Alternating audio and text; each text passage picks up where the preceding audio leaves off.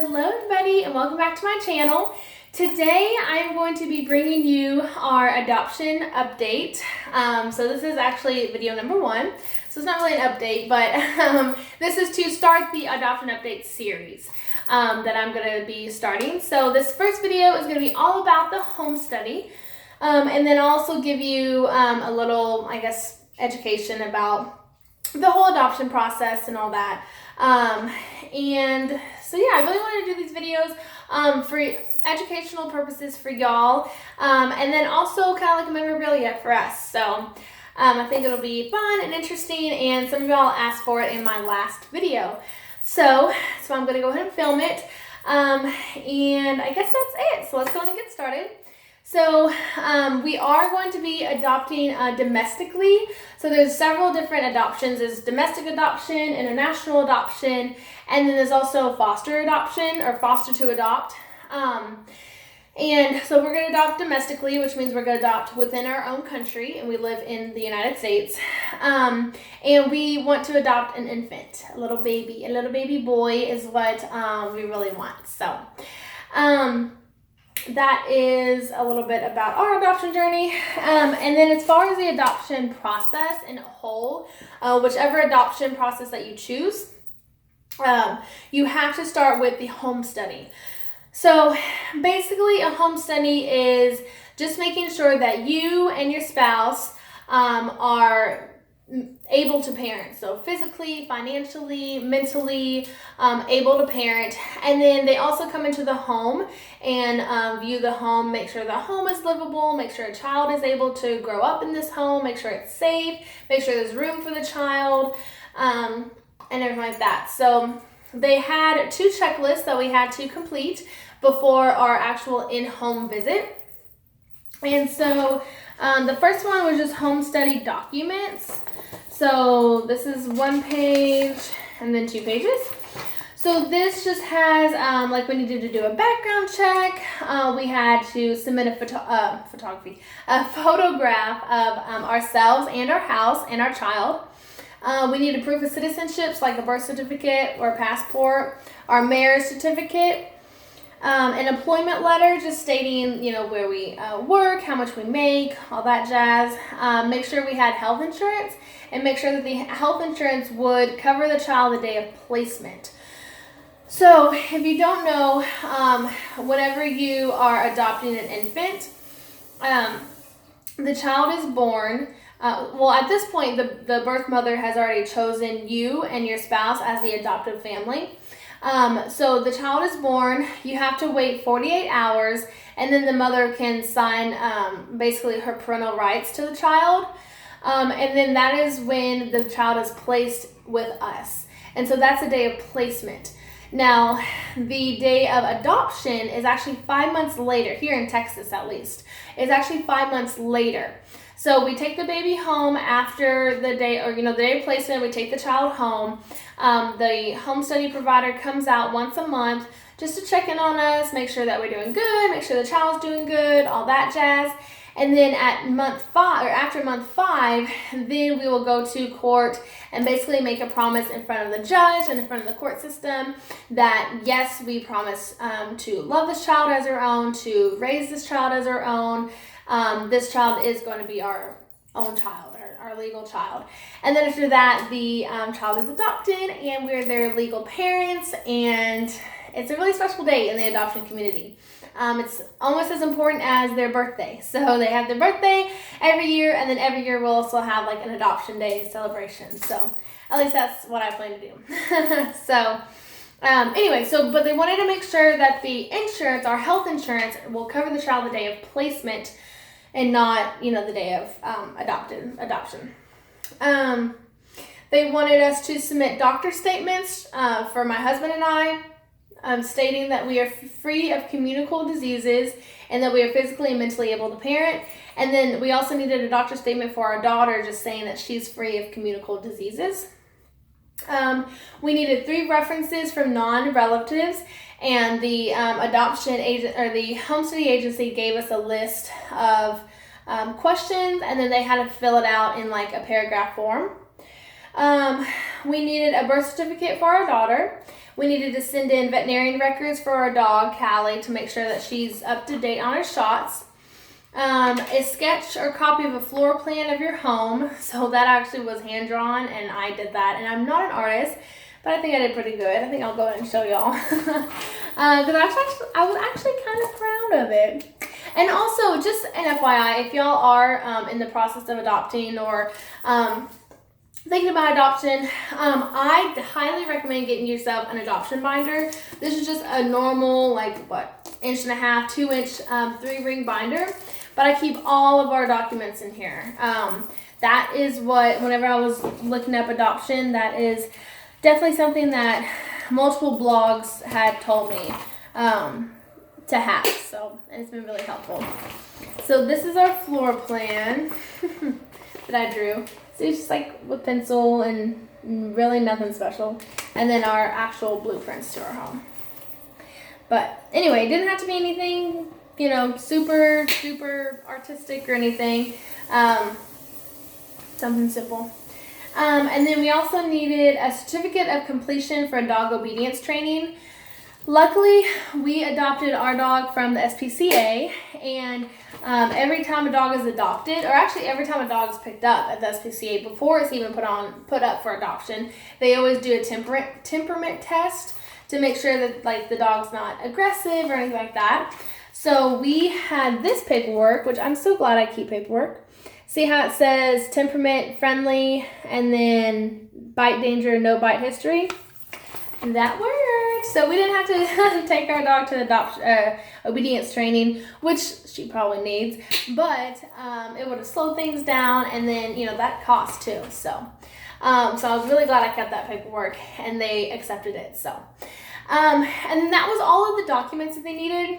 And then they also needed an environmental checklist checked off. So this was more for the home. So to make sure that the home was safe and child friendly. So I'm not going to read off everything because there is a bunch of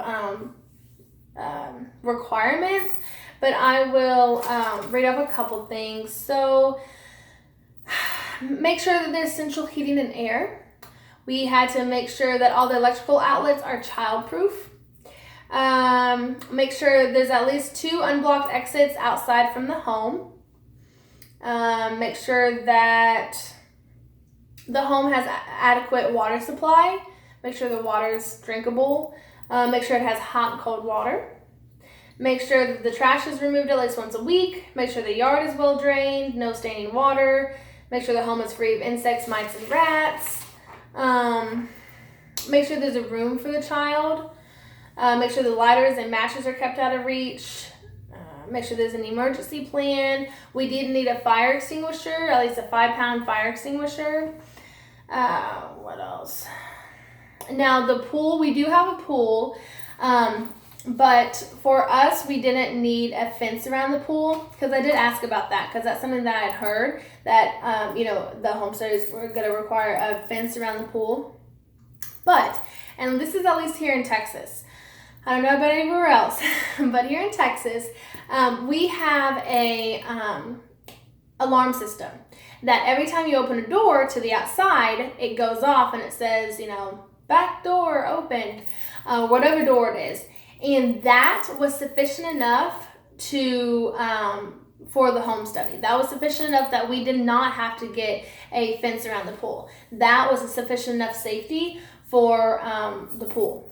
So I was really happy about that, because again, that would have been more time, more money, and I was kind of freaking out about that, but they said they accepted that was fine. So may want to check with your home study agency with that, because you may be able to just bypass the pool or the fence around the pool. Let's see what else. I mean, there's a lot of things, but I don't want to say every little thing. Make sure perishable food is refrigerated or safely stored. And honestly, a lot of these things she didn't actually check. She didn't actually go around and say, okay, well, this one doesn't have, you know, an outlet cover, and oh, this one doesn't. She just kind of looked at the whole house, you know, make sure there wasn't anything too significant, and she was okay with that. So, but again, every agency is different. well, first of all, every state's different, but every agency is different. So what may have worked for mine situation may not work for yours. So just keep that in mind, but definitely ask questions. Like, that's why I asked about the Callie's, bite history paperwork that she has. If I wouldn't have asked, they wouldn't have known, and we would have had to go through obedience classes. So definitely ask. Like, ask, hey, can I do this instead? Hey, is this acceptable? And if they say no, it's not, then okay, at least you asked, then you get the fence around the pool or whatever it may be. But definitely ask, because you never know. That's definitely one tip that I have, is definitely just ask questions. So after all that was submitted, after we checked off everything, then we had an in-home visit with our home study provider. I believe she was a social worker. If not, she was at least a caseworker. But she basically came in our home. Ours was 3 hours. She said it normally lasts 2, but ours was a little long. I guess my husband and I are long-winded. But she came in. She asked us questions as a couple. So she interviewed us, and she asked us stuff like how we met, when we got married. She asked, how do we communicate with each other? How has our relationship changed over the course of the relationship? She asked also about loss, which I thought was really interesting. She asked, describe a time that you had to deal with loss. And so what she explained to us is that she doesn't necessarily care about what you lost, but what she cares about is, and the reason why they ask this question is because if we've dealt with loss and we have a coping mechanism for loss, then that way when if our child ever feels like they lost their birth family, we can be there to support them and to guide them through that those feelings. And so I thought that was really interesting that, the questions that she asked had a dual purpose, basically, or an underlining purpose. And then she did individual questionnaires or interviews. So she interviewed our daughter. She interviewed myself and then my husband. And I'm not sure what she asked my daughter, because they kind of went in her room and I didn't really we could have listened in, but I didn't. But she asked my husband and I questions like our childhood. So what was our childhood like? What were our parents like as a child? What was our relationship with our parents as a child? What was our relationship with our siblings as a child? Where we grew up. What our relationship is like now with our siblings, and what our relationship now with our parents. What else? If we've ever were victims of, sexual assault or domestic violence. If we had any health issues. What else? What was our favorite memory as a child? That was one that was kind of interesting. I can't think of any more, but those are basically the questions. And then we just elaborated, we said our story or whatever the case may be. And so she was typing away, making her notes, and then we gave her a tour of the home. And then that was it. That was the end. She said goodbye. And now she's working on the home study. She's working on typing it up. I've never seen home study before, so I'm not sure how it's, gonna look like. I assume just kind of like a story. But anyway, we'll see. And I'm really excited. I can't wait to get it out. We get back the rough draft first. We will read over and make sure nothing's missing, nothing's, left out.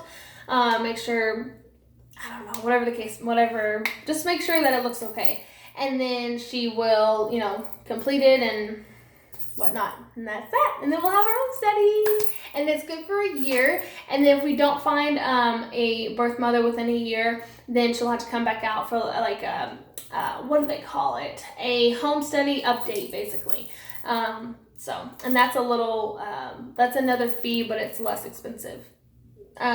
So the home study for our agency that we used was $1,500.